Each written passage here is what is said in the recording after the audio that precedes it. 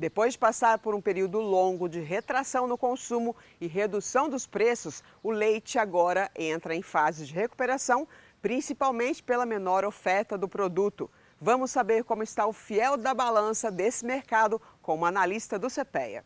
Depois de algumas quedas aí no preço do leite, o produto ele vem ganhando um novo fôlego nos últimos dias. O produtor já pode ter aí uma esperança aí de melhora na valorização do leite. E quem conta mais para a gente sobre esse movimento do mercado é a Natália Grigol, que está aqui com a gente. Bem-vinda aqui ao nosso programa mais uma vez, Natália.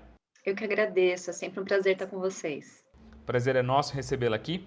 Natália, como eu falava, o mercado do leite ele apresenta aí certa instabilidade. A gente pode agregar essa instabilidade a quê? O que estaria afetando aí o mercado do leite de forma direta? Até o último trimestre do ano passado, o fator que vinha determinando aí todo o movimento de precificação para o produtor era a demanda enfraquecida na ponta final da cadeia. Então a gente viu aí essas quedas consecutivas no preço no campo, como uma consequência também da redução, né, nos preços dos derivados lácteos. Por conta de um consumo, né, mais retraído. A gente tem que lembrar aí que a gente está numa situação macroeconômica complicada, com queda no poder de compra da população. Ainda que esse fator não tenha se resolvido, né, nesse último mês, a gente observa agora que os fatores de oferta começam a ter mais impacto no processo de formação do preço do que os fatores de demanda, né? Então, nesse último mês, ficou muito claro esse movimento de valorização do preço no leite no campo, por conta, né, de uma produção mais enxuta. Então, essa produção de leite mais enxuta, ela se deve a dois fatores, né? O primeiro, claro, é a questão das condições climáticas. Então, a gente vê o fenômeno Laninha afetando negativamente a atividade agrícola, né? Então, a gente vê Laninha afetando toda a questão do manejo nutricional do rebanho leiteiro, tanto para a produção de volumoso quanto para a produção de concentrado. A gente vê também a questão dos custos de produção. Então, é um cenário complicado, porque de um lado o produtor não tem para onde correr, vamos dizer assim, né? Os insumos eles continuam valorizados, sejam a questão da cotação dos grãos mesmo para alimentação animal, como outros insumos também, né?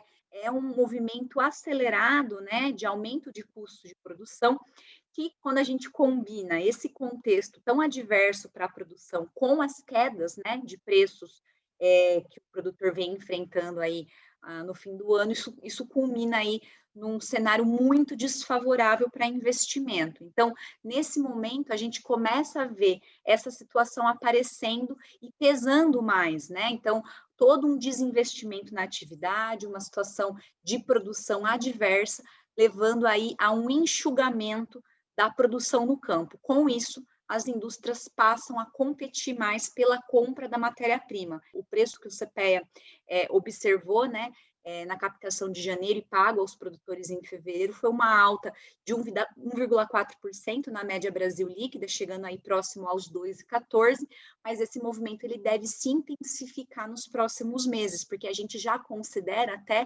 uma situação de adiantamento da entre-safra da produção leiteira.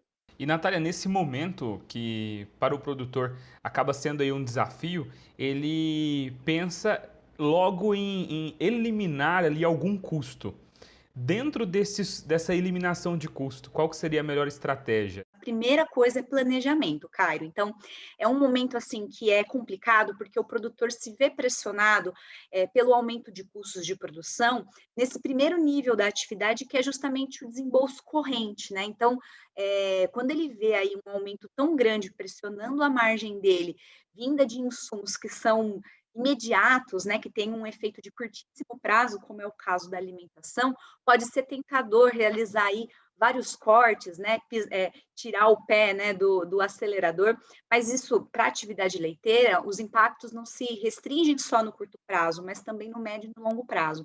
A gente tem que ter aí um cuidado grande de manter os níveis de investimentos mais ou menos equiparáveis dentro da dimensão da nutrição, da sanidade e da reprodução. E o produtor vai precisar ficar muito atento em relação a isso nesse ano, porque de fato esse cenário, né, de alta de custos, ele não tem aí não existe perspectiva nesse curto prazo de que esses custos cedam. Então, vai ser aí uma variável que vai pressionar, né, as margens do produtor durante o ano todo. Então, dentro aí da realidade de cada um dos sistemas produtivos, dentro da realidade que o produtor tem de acesso, né, a insumos, ele tem que se planejar para fazer compras em momentos estratégicos, né, e conseguir nesse contexto que é tão desafiador, não acabar, vamos dizer assim, estrangulando o negócio no longo prazo. À medida que a gente observa que o produtor também tira o pé do investimento, a gente sabe que no longo prazo ele pode comprometer aí indicadores importantes, principalmente os relacionados, né, à reprodução.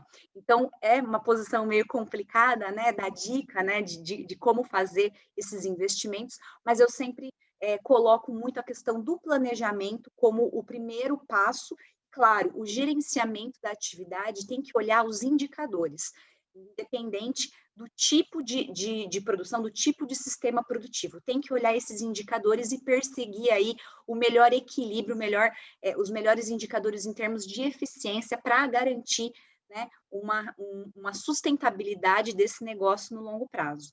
E se alguns produtores começarem a sair aí da atividade, isso vai acabar impactando o setor como um todo, né? E afeta o produtor aí logo em breve. Então ele precisa também pensar no futuro para ele, né? No futuro para o negócio em si.